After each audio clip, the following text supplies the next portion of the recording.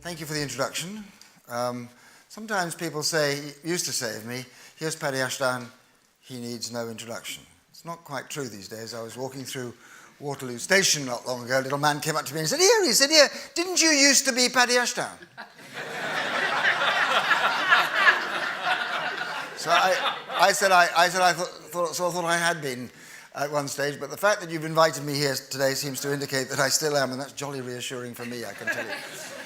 Julie's been a great friend, and by the way, she and I, at my invitation, work on the advisory board of a small firm, and she's just done so much for us there. So it's a very small return for a friendship and tremendous assistance that I'm here with you today, and I wouldn't have missed it for the worlds. What you say what I'm down to talk about is the future of democracy, but I lied. Well, I'm a politician, so what do you expect? Julie said I could talk to you about something else that's fussing me, which is the future, well, basically the future of the world, really. I mean, why do anything small? This is the future of what I think the world is going to look like as you guys make your careers and take your commercial opportunities in the next 10 or 15 years. And I think it's going to look so different from what it is today that we simply don't perhaps fully, certainly our governments don't. I think industry does understand it better, but I don't think our governments understand what's going on out there. And by the way, I hope you didn't come here to be cheered up, because you weren't going to be. There's some quite tough messages here. So what I want to say to you will have some poetry, it'll have some history, and I will unveil for you Ashdown's third law for the modern age. Don't take it too seriously. There isn't an Ashdown's first law, and there isn't an Ashdown's second law. I always think it sounds better if you call it the Ashdown's third law. So this is coming at some stage which will take you by surprise. You know, we'll start with the poetry. There's a stanza of a poem going through my head at present. By the way, it was said to have gone through Churchill's head in the 1930s, and this is a bright and intelligent audience. Perhaps you know the author. He's a very famous West Country poet of the 19th century, and the stanza goes, high upon the hill of summer, lazy with the flow of streams, hark, I hear a distant drummer drumming like a sound in dreams, far and near and low and louder, on the roads of earth go by, dear to friend and food for powder, soldiers marching, soon to die. Anybody know, by the way, who that would be? It's the great incomparable A. Housman and his poem, The Shropshire Lad, which celebrates the futility of war. And Housman wrote that poem just about the end of the Boer War, by the way, the last time when the greatest nation on earth, with the greatest army on earth and the largest military power on earth, was defeated by a faraway primitive enemy we thought we'd defeat easily in a mountainous region. And if that has any parallels for you, you are right. What Housman spotted was, some people say you can hear it in the symphonies of Nielsen, that somewhere up ahead, something dark and terrible was about to happen, that the long sylvan summer of stability of the 19th century was drawing to a close. And of course, what happened was the terrible convulsions, bloody convulsions, that followed in the 20th century. And what I want to suggest to you for a moment is that you could divide history, it seems to me, into two phases. One, the pages of stability, when the gimbals upon which power is mounted are secure, are stable, the future is predictable, it is unbewildering, you can predict what's going to happen next. And then there are those intervening periods when power shifts in the world, and these are terrifying times. These are bloody times, these are turbulent times. And the news I have for you guys, if you haven't spotted it already, is that you're in the second of those, not the first. I said, didn't come here to be cheered up. You see, what happened when Housman was writing was we saw the beginning of the last great power shift, the shift of the old nations of Europe to the new growing nation of the United States, the beginning of the American century. And into the vacuum where the old powers of Europe used to be was played the two bloody Golgothas of the 20th century. And what I want to suggest to you is that at those moments of power shift, are the moments of instability. By the way, these are frightening times, terrible times, bloody times as well, very often, although you're capable of making it so if you act less so, if you act more wisely. But they're great times for adventurers. These are times of change, and you are in this room adventurers. I made the historical analogy to Julie not long ago that, you know, in my mind, you guys are the kind of, the historical analogy for me is the Bristol merchant adventurers who bought little ships and sailed out across the whole world to seek commercial opportunities and either failed and didn't come back or came back laden with gold. You are doing that in this new great ocean, the ocean of the new technologies. And these are going to be exciting times for you, times of change, but for most others, they will be bewildering and dangerous and puzzling and sometimes mortally deadly. So I want to talk to you about three things, if I may, this afternoon, and then answer any questions you have. They're about, actually not one power shift, but two. And then about something else that is happening now, which I don't think our politicians understand at all, but which changes utterly and completely the nature of the world in which we are going to have our living and earn our way in the next 50 or 60 years. The first of the power shifts, by the way, is not a lateral power shift. We'll come to that in a minute, but it's a vertical power shift. You see, what has happened in this business of the globalization of power is that power that used to be locked within the institutions of the nation state, subject to its laws that restrained it to legality, subject to its systems largely of democracy that made it accountable, has migrated onto the global stage. And if you think about it, there is today far more power above the level of the nation state than there is within the nation state. If you think of those things, those powers that are declining, they are those powers locked within the frontiers of the nation state. But the powers of the global stage are the ones that grow and prosper without reference to frontiers and to borders. And here are the things we like, ladies and gentlemen. Here are the things that we enjoy: the free passage of information by the internet, the mass transport of people, the satellite broadcasters broadcasting their stories and their values without references to frontiers anywhere in the world. We like that too. This vast money go round, now circulating more than 50 times the amount of money that is necessary to fund the trade it was all invented for in the first place. The vast speculative money go round that nearly, by the way, ran out of control not long ago and nearly brought us all to the edge of economic perdition. We love that. And you guys prosper from it. And of course, for the powerful, lawless spaces, because in terms of legality and of accountability, the global space is a lawless space where the laws are either weak and the systems of accountability non-existent.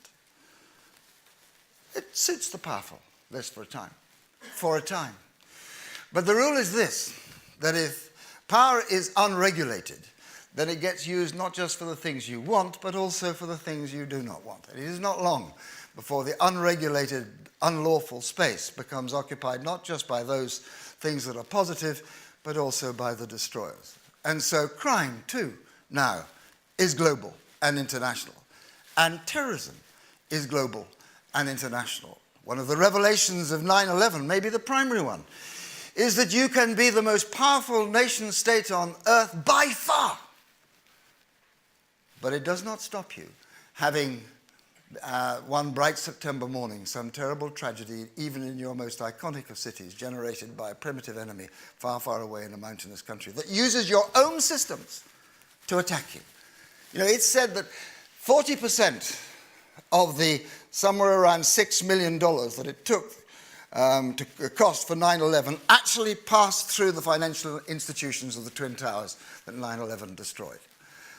Now, if we are living through a turbulent age, and I think we are, if the globalization of power beyond the nation state, by the way, our political system is based on the theory, wholly wrong, that actually it's the nation state that determines everything. You put us in government, we'll deliver everything to you. It doesn't happen. There's much more power above the level of the nation state that affects ordinary citizens' lives than there is locked in the institutions of our national government. It's one of the reasons why politics is failing, why people are so bewildered, why they vote for a government that finds it cannot deliver on its promises because of global effect. But you see, here's the point, that if it's true, and I think it is, that where power goes, governance must follow if you are to have a stable system. And if it is true now that the vast amount of power locked at the global level is undermining our institutions, then it follows night follows day that one of the challenges of our time is to bring governance to the global space. And your capacity to be able to trade effectively, our capacity to be able to have secure institutions that seem to make sense to our people, your ability to live peaceful lives will depend in the next 5, 10, or 20 years to the extent to which we are able to create a system of governance at the global space. Not going to be easy to do, but it needs to be done. And I'm not sure many people understand that. And by the way, if you're talking about that, then it may well be in the positive interest of medium-sized countries like Britain to help to create those institutions, because we'd like to. We'd prefer to live in a system which is predictable, stable, and lawful. It ought to be part of our foreign policy, but it's not. By the way, my guess is that when you think about building the institutions for governance at the global level, it isn't going to happen through spawning more multilateral institutions in the United Nations. You know, I think if you didn't have the UN, you'd have to invent it. You need an international forum for international debate and opinion. You need a developer of international law. You need a legitimizer of international action. But when it comes to managing difficult circumstances and taking executive decisions, the UN's not very good at it. In fact, it's very bad. I think I'd rather have difficult circumstances run by a Liberal Democrat jumble sale, by and large, than putting the United Nations in charge. I know, I've been there. I watched the UN in Bosnia. And indeed, when I was a servant of the UN as the High Representative in Bosnia, I had to report to the UN Security Council twice a year for the conduct of my mandate. But it's not good at managing executive action. My guess is, if we are to bring stability in a turbulent age to the global space, then it will be done not by spawning more multilateral institutions, but by the creation of treaty-based institutions drawn up amongst the powerful to regulate the global space. And if you look around, you can see them developing. The World Trade Organization, capable of holding even the most powerful to account, treaty-based organization. Kyoto Treaty, an attempt between the nations to make sure that we do not poison our living space, treaty-based institution. International Court of Justice, treaty-based institution. And I think you'll see more and more of these developing, brought together by the powerful because it's in their interest to bring order from which the powerless are left out. I shall come to how we answer that in a second. The G8, by the way, now the G20, come to that in a moment too. Treaty, not yet treaty-based, but with treaty-based powers bringing regulation to the global marketplace. And my guess is that if you want to have a stable context in which to develop your businesses in time to come, you will see that being done and created by more of those treaty-based institutions that bring some form of legality to, you know, the system of international law, for instance. Bismarck once said, if you like sausages and respect the law, be careful to watch neither of them being made, which turns out to be entirely true. Go to Parliament and you will see why. It isn't going to be easy, it's going to be stumbling, it's going to be inelegant, we're going to make mistakes, it's going to look foolish, but slowly we will begin to assemble a system of international law because we must. My second issue that I want to talk about very briefly to you is the other power shift, and you all know it's happening. Stick your hand over the side of the boat, feel how strong that tide is now running from the west to the east, from the nations gathered around the Atlantic shoreboard to, broadly speaking, the nations gathered around the Pacific Rim. 7% is what you would be miserable if you didn't get in India or in China in the growth of your economy. Mr. Osborne would be perfectly happy with 2 or 3. You extend that shift of economic power over 10 years and over 15, and you'll see there is a massive shift of power now going on from the west and to the east. Massive shift of power. And in due course, indeed you see it happening now, that will mean that you develop political power, that you have the capacity to project that power, to protect your interests, for instance, to Africa in the case of China. And so you'll see the augmentation of military budgets. You see it now. Our budgets in the West are declining, theirs are increasing. So this is an extremely important moment. And here are 2 big facts that come out of this. First of all, I think that the United States will remain probably the most powerful nation on earth for the next, 10 years, 15 perhaps. But the context in which she holds power is now completely changed from everything we've been used to in the last 20 or 30 or 50 years of the American century. What we've had in the past is a monopolar world. Every compass needle in the world defined its position by Washington, for or against. A monopolar world. It's an extremely unusual circumstance in international affairs, by the way. There's probably only 3 occasions in history when there's been a monopolar world like we've had for the last 50 or 60 years. One at the end of the Roman Empire, second at the end, arguably, of the British Empire, and the third is what you've had. Yet every politician, every statesman now thinks that if you want to predict the future, you take the past.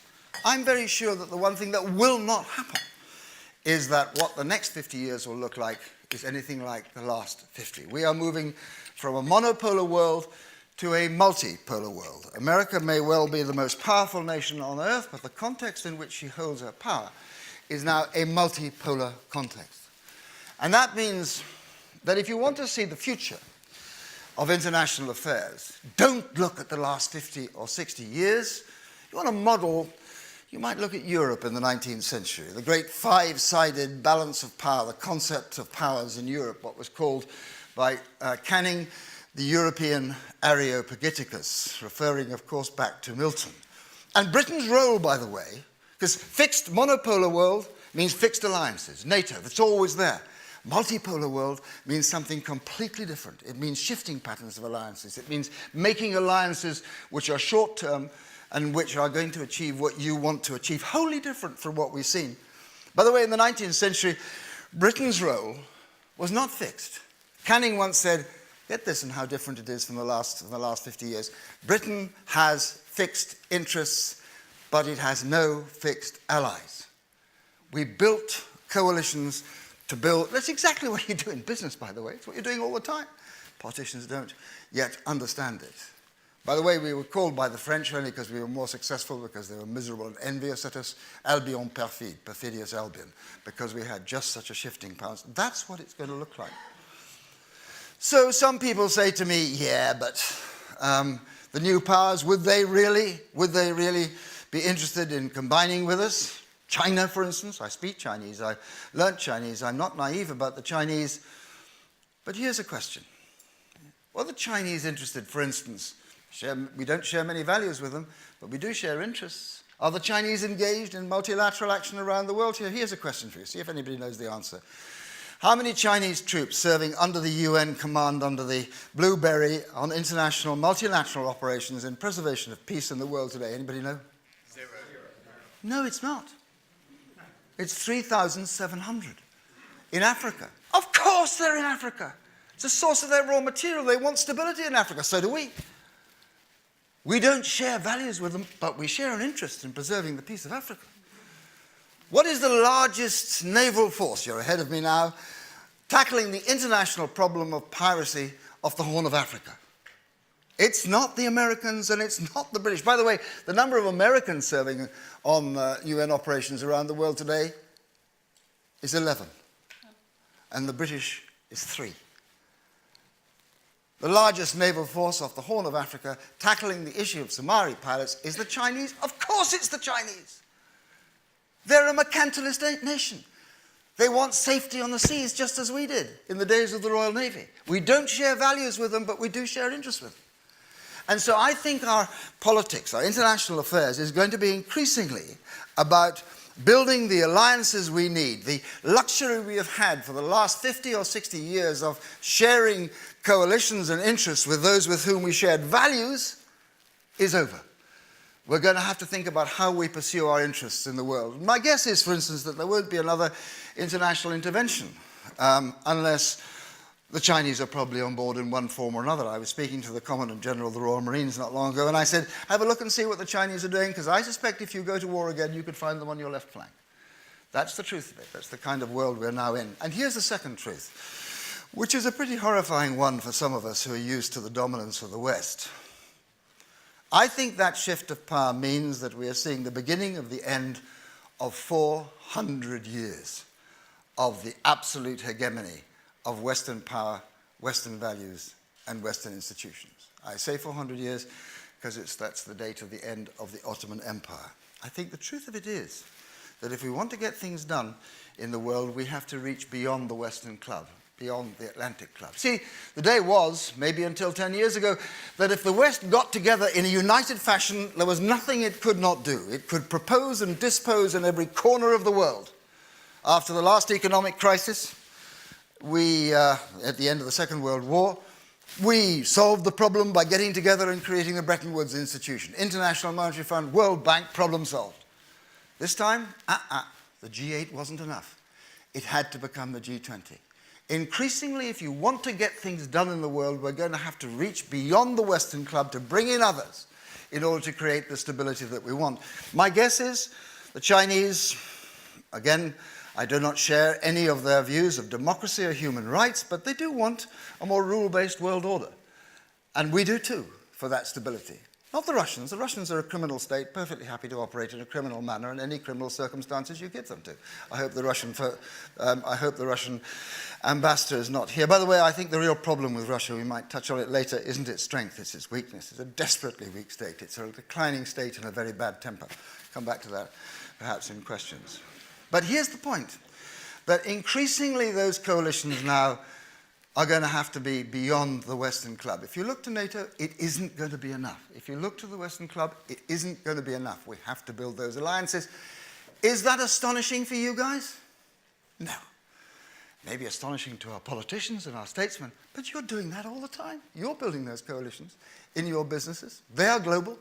And you're building coalitions in order to be able to achieve the interests that you want. That's the pattern of the future. And here's the third thing. I hope I don't go on too long. Is this. Something else is different. Completely different from anything we have known before. And it changes just about everything. In a way which has never been true before, in the way that it is today. The world is now deeply, deeply, deeply interdependent and locked together. You know, it's always been a bit interdependent. Diplomacy is the art of managing the interdependence of nations, but it's not just nations now. Our society is deeply interlocked with the societies elsewhere in the world. You cannot look at the world and simply use the model of the nation state any longer. It's important and it will remain important, but it's not the only way that you look at the relationships in the world. So, in an interdependent world, look around, you'll see the evidence. Lehman Brothers goes down, the whole bloody lot collapses. There is war in Syria, refugees on our borders. There is fires on the Russian steppes, food riots in Africa. There is swine flu in Mexico. It's a problem for Aberdeen Airport a second later. We are now deeply interconnected, and our interconnectedness is the key new feature of the lives that we're going to live. You've seen so much evidence of it here. Let me give you an example about how it changes everything. First of all, internally. Imagine the year is 1960 and I am the defense minister for Britain. When I, as a young Royal Marines officer, was fighting in the jungles of Borneo in the last of the imperialist wars. And I'm talking to you about the defense of Britain. What would I say? I'd say, if you have a strong army, a strong navy, a strong air force, and strong allies, we are secure. By the way, Whitehall still thinks that's the case, but it's not. Because the enemy is no longer outside the gates. Our interdependence means that the enemy is inside the gates. So if I'm talking to the issue of the defense of Britain, it's not just a business for the Ministry of Defense. The Minister of Health is involved, because the threat of pandemic disease is a threat to our security, as we saw from swine flu. The Minister of Agriculture is involved, because food security is a threat to our security, as we will see in time to come. The Minister of Industry is involved, because the vulnerability of our crucial high-tech infrastructure is now open to attack from outside through cyber attack, as you see. Someone had asked me when I was a young Royal Marine officer in Borneo, would the Minister of Home Affairs, would the Home Office, the Home Secretary be involved in the defense of Britain? I said, what nonsense. But she is. Because the behavior of that second-generation immigrant family in that terraced house in Bolton has an effect on our security, as we found in 7/7 in London. Everything is connected to everything. And if Whitehall is to work, it has to work by networking across the piece. And here's the problem. That when A. Housman wrote that poem, and we were beaten by the Boers, and we said, my God, that was a shock. What do we do now? We had the Haldane Committee, and the Haldane Committee constructed the systems of our government. And what they did was replicate the structures of our industry and our commerce. And it was the days of the Industrial Revolution. Vertical hierarchy, command structures, specialization of tasks. You've moved away from that in industry, but government hasn't. These institutions of government are still vertically hierarched, command structures, specialization of tasks. And they cannot do the things they need to do because they do not know how to network. You see, here's the point. That in the era when they were constructed, the paradigm structure of our time was the structure of the Industrial Revolution, which we have lovingly preserved in Whitehall. But you know that the paradigm structure of our time today is the network. It's your capacity to network that can enable you to deliver or not. You know that in commerce. They don't know it in government. Here's a second one about why this applies internationally as well as nationally. So a bit of history, a bit of question for you. I am now Lord Roberts of Kandahar. Who is he? Anybody know? My great-great-grandmum left Peshawar in the autumn of 1842 to go and join her husband in Kabul in the First Afghan War. She didn't get there, and that's why she survived, because the rest were slaughtered to the last man and woman in the massacre in the snows. We sent our punitive expedition in 35 years later, spent the time arranging the tribal relationships in Helmand, and the person who led it was Lord Roberts of Kandahar. He was known as Bobs to his men. And I'm now explaining to you how I won the Second Afghan War. The theory is that you can never win in Afghanistan. Not true, by the way. Alexander the Great won in Afghanistan, and Lord Roberts of Kandahar won in Afghanistan. They won by going into Afghanistan, doing the job, and not trying to stay. And when I went to see Tony Blair in 2002, and he said, after 9/11, we'll have to go into Afghanistan, Paddy. And I said, well, he said, really? I said, really, Prime Minister? He said, yes, but we're not going to stay long, I promise you. I said, good idea, Prime Minister. Don't stay long in Afghanistan. It's very bad news. Unfortunately, he forgot that message. So now I'm telling you how I won in 1879. And what am I talking about? I'm talking about my sepoy soldiers and my brilliant plans and my brilliant generalship. I'm not talking to you about poppy fields. Not because they didn't exist. They did exist. It's always been the center of the opium trade. But they weren't connected to anything. They didn't matter. Now those poppy fields are directly connected to what goes on in our inner cities. Everything is connected to everything. I wasn't talking about a mad mullah in a cave. They had that too. The mad mullah of the time was called the Akond of Swat. Brilliant name. And Edward Lear wrote one of his nonsense poems which said, who or what is the Akond of Swat? Is he short? Is he fat? Is he squat? The Akond of Swat. No one would write who or what was Osama bin Laden, would they? He was connected to nothing, but Osama bin Laden was connected directly to that terraced house in Bolton. Everything is connected to everything. He wouldn't have talked about collateral damage, did a lot of that, did old Bobs, knocked down a lot of Afghan villages. The Prime Minister of the time, William Gladstone, said, do not forget that the sanctity of life in the hill villages of Afghanistan amongst the winter snows is no less inviolate in the eye of Almighty God as can be your own. But they didn't talk about it much because we didn't hear about it until 6 weeks later. Now that piece of American high explosive falling inadvertently on that Afghan wedding party is round the world in a nanosecond, and it matters very much indeed. Everything is connected to everything.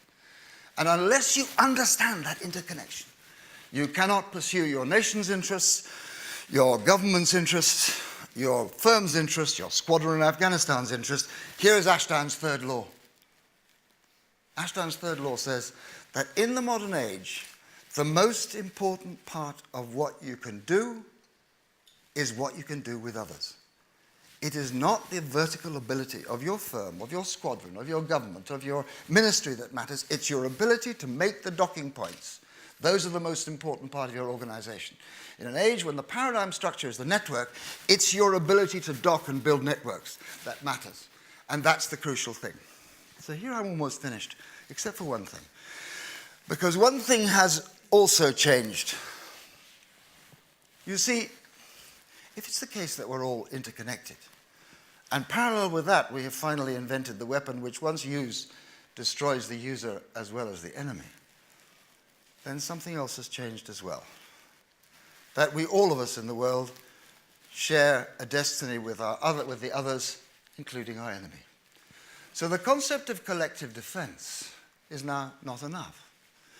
That realization of common security was what enabled me as a diplomat in the 1970s, together with others, to strike an agreement with Russia about the largest reduction of strategic arms we have ever seen, because we understood that common security would lead us to common destruction. Collective security would lead us to common destruction. Common security, the fact that you share in an interconnected world a destiny with your enemy, is one of the principles upon which you construct peace and also your own defense. And it's the understanding of that, for instance, in Northern Ireland, where both sides have realized the zero-sum game will no longer do. The key of the Good Friday Agreement was the concept of shared destiny that enabled us to struggle towards peace in Northern Ireland. It's a failure to understand by Israel and our Arab neighbors that they share a common destiny, which is the biggest impediment to peace. So here is what is now true. Once in the era of collective defense, your raw power to destroy your enemy was all you needed to be secure. Now your understanding of common security is part of that. And so, remarkably, what has become a moral precept that we should love our neighbor and understand our enemy has become a practical means of survival. John Donne, that great poet, once said, "Every man's death affecteth me, for I am involved in mankind. Send not to ask for whom the bell tolls. It tolls for thee." In his time, a moral argument. In ours, I think, in the world in which we live, part of the equation for our survival. Thanks very much.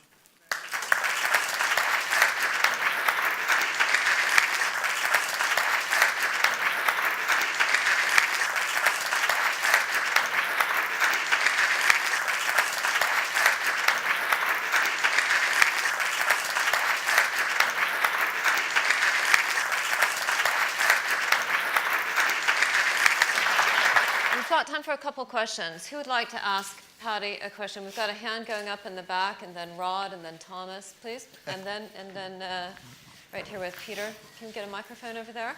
Keep the questions pretty right to the point. Straightforward. Hi, Andrew Lockley. I noted you making the point about criminals rushing into the vacuum left when authority breaks down, and it's something that you highlighted when you were dealing with the Balkans many years ago. I remember you saying that, making that argument related to it at the time. But at the moment, we've got a situation where innovation outpaces regulation dramatically. Yep. And, for example, novel psychoactive substances is a good example of where regulation just can't keep pace. So in a situation where that is an inherent quality of our world, how do we create regulatory structures which deal with a world that always, inevitably, outpaces our capacity to regulate? Well, it may or it may not, and the straight answer is I don't know. We heard a wonderful expression of why that's an important part of our language. I had a different experience when I was a young candidate, standing to be the Liberal, pretty hopelessly, to be the Liberal MP for Yeovil. We used to have to be asked questions by the farmers, and one day I was, and they had great fun with us in the course of an election. This is a week before I was actually elected, and I'm full of a room of Somerset farmers. And I'm not doing very well. They're asking me technical questions deliberately to have fun with me. A little man at the back, little Somerset farmer, put his hand up and said, "Here, Paddy, what do we think about the price of barley?" So I said, "I haven't a clue about the price of barley." And he said, "I'm voting for E." So I thought that was a bit odd. And I went up to him afterwards and said, "Well, hang on, you asked me a question, I couldn't answer it." And he said, "That's right. You said I asked the other two about the price of barley. It went on for half an hour, and us doesn't grow barley within 200 miles a year."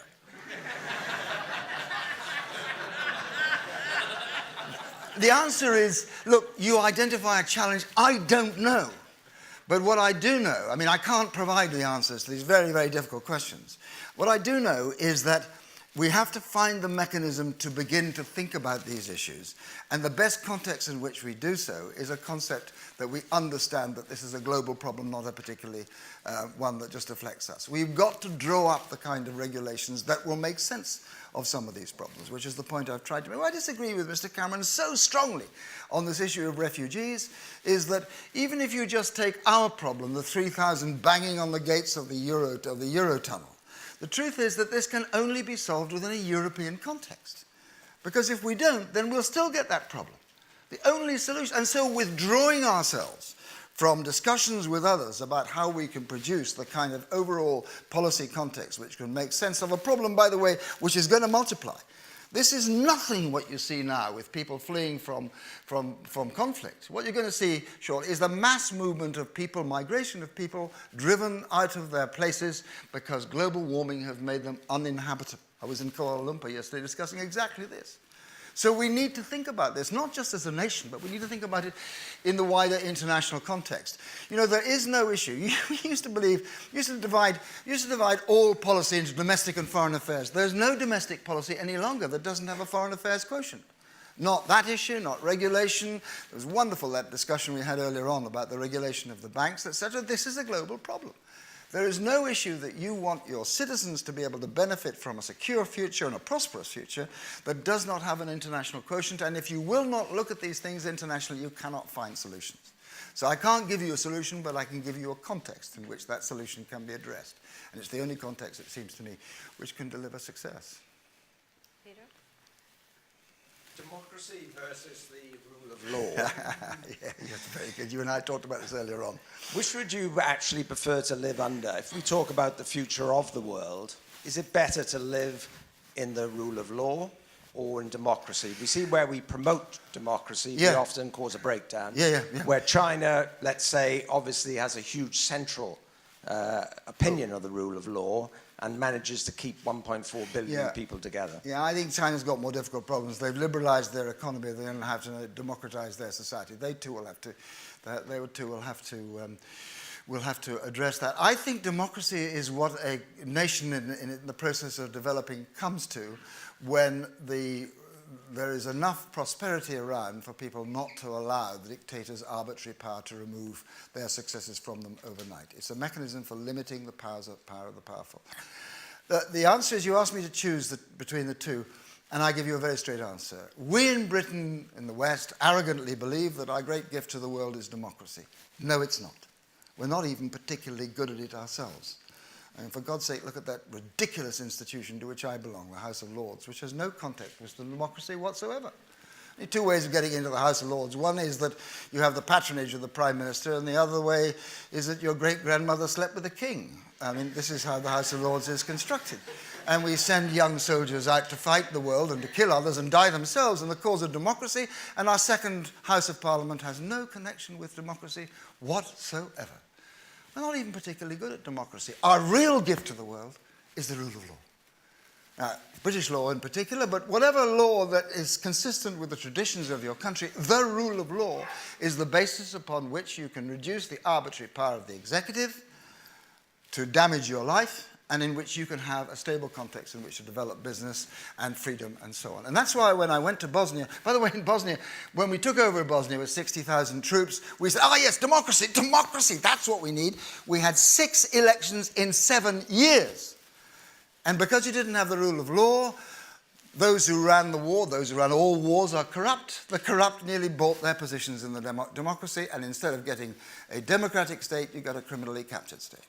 So the first thing I would do is create the rule of law, after which democracy and the election of the powers through the ballot box can come, but as late as possible, in my view.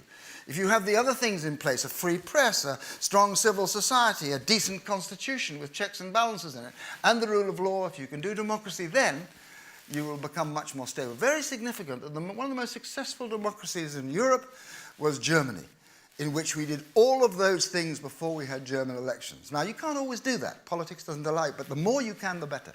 So you need both for a free society and a stable society. But if someone said to me, we're going to put you against the wall and shoot you, Paddy, unless you tell us what you should do first, my answer is the rule of law should come first. Thank you. One last question, Rod. Firstly, I have to say how impressed I am seeing a proper speaker speaking. This was They've all been proper speakers. No, they were great, but this was oratory. And if you haven't eaten your hat, I'll eat it for you. By the way, this is the one thing that will go down in the political lexicon. When I said that, I now have lorry drivers screeching to a halt alongside me, saying, leaning out, saying, "Here, Paddy, you eaten your hat yet?" Sorry. I shan't probe. The question is based on the fact that you have advocated, and I think really correctly, the notion of the need for some kind of global regulatory authority. Dare I say global government? It's worrying to say that. But if you're equally passionate about democracy, how is it conceivable that any global authority would ever be elected? Because it isn't. I mean, I'm not talking about a global parliament. I'm not. I particularly don't say. Sorry. Just to follow on though, even if your representation comes from the countries that form our present borders, simply because there are so many different issues that affect those countries, those religious factions differently, would it ever be conceivable that they would ever get into a room to discuss something with the same headset? Yes, I think it probably will. But look, notice I do not say global government. I say global governance. And there's a difference between them. I'm not suggesting there should be sort of elected world authority. That manifestly wouldn't work. I'll try and give you an answer to the question in just a second. But what I am saying is global governance. Now, I think the broad regulations upon which, for instance, you conduct your business can perfectly easily be assembled to a treaty-based institution. The International Court of Justice is a very clear example of that. Its precursor, the Hague Tribunal, which I gave evidence to 3 times because of war crimes committed in my presence by Milosevic and Karadzic and others. By the way, there's a quite interesting point here, which laws don't only have an effect after the event by punishing the guilty, they have an effect before the event by limiting the range of action of the players. I was in the Albanian villages south of Suvareka in 1997, before the start of the Kosovo War, when I went in illegally, I have to say, with the Kosovo Liberation Army, and we were bombarded by the main battle units of the Serb artillery. It was very unpleasant. And I went to see Milosevic 2 days later and said to him, next time I'll see you, sunshine, will be in the Hague Tribunal, and it was. But the day after, I went to see the artillery commanders who had been bombarding us. And what I discovered is that they were more frightened of being indicted by the Hague Tribunal than they were of being bombed by NATO. And I went back and said to Blair, for God's sake, indict them now, because it's the one way we could stop the Kosovo War. The existence of the War Crimes Tribunal restricts the actions of people before the event, rather than just punishes them after. 30-mile-an-hour speed limit thing. You know, it isn't just measured about how many people are punished, but how many people are restrained by it being there. No, I actually think it is possible, and I think if you talk about those broad system of governments, you can actually see them developing, and they're quite successful. I mean, Kyoto now looks to me much more successful. I never thought it would be, by the way, but the change of President Obama and the change of the Chinese government's attitude makes that actually a workable proposition. International Court of Justice, World Trade Organization is a third. There are several of them, so I don't believe it's impossible, because people come together, they may have different values, different arguments, different interests, but they have a common interest in having a regulated system in which they can prosper, and I think that's the key thing. Paddy, thank you so much. Great pleasure. Thank you so much.